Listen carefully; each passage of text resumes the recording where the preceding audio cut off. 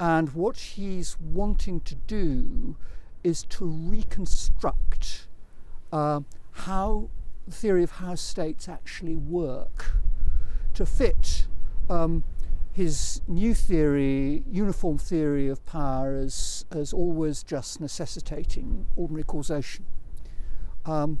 Central question for any political theory is to understand both how law moves us to conform and what its fundamental function is. Mm-hmm. So, what everyone can agree on is that when states pass laws, they're not just sounding off, they're actually wanting to produce outcomes. Yeah. The outcome, obviously, is that most people conform to the law.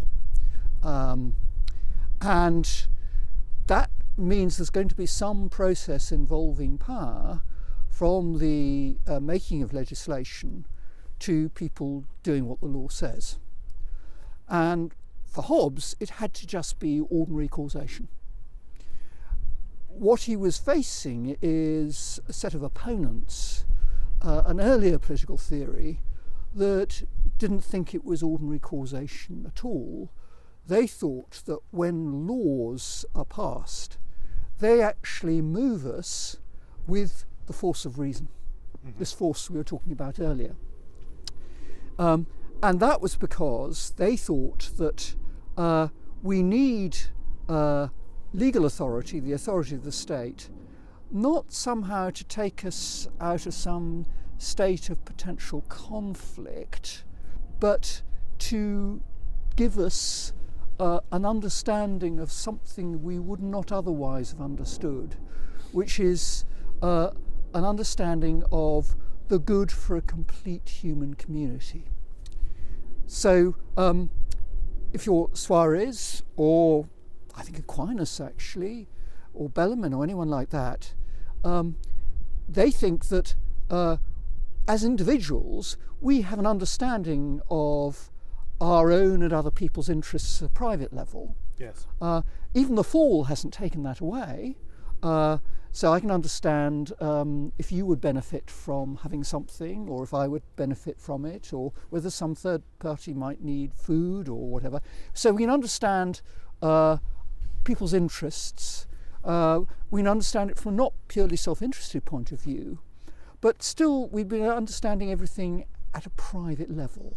What we wouldn't understand is the good for a complete human community that might involve other people with whom we have no direct personal connection. The common good of a settled community. A genuinely common good of a complete political community. We just don't have that. To have that, we would actually need political institutions. Sure.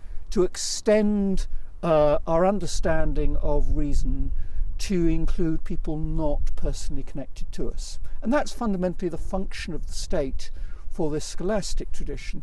It's to enable us to understand a genuinely public good. And what the political institutions of the state do is communicate to us the force of truth and goodness for a complete human community. And it doesn't just protect the common good through coercive measures, it also by virtue of coercive measures, teaches the community about the common good. It delivers the understanding as a witness. It's a teaching witness to the common good. And thereby render the members of that community virtuous? Yes, indeed, in relation to the common good. So the state is going to be required even if it's not coercive. Coercion involves the threat of punishment. And that's a requirement for these political theorists that comes from the fall. But even if the fall had never occurred, it's a design feature of humans, they think, that to exist in a complete community, we would need political institutions to direct us, and by directing us, to communicate the understanding of the genuinely public good. And among Christian thinkers, there's a long-standing conflict here, isn't there? I mean, there were certain, particularly among the church fathers, There were those who thought that had there been no fall, there would be no reason to have a state. And there were those who thought that even had sin never entered the world, man always would have had to organise himself in political communities. And certainly these thinkers in late scholasticism that immediately being opposed by Hobbes go with the thought that even if the fall had never taken place, we would still have needed the state to understand the genuine Right. quantum community and to respond to it.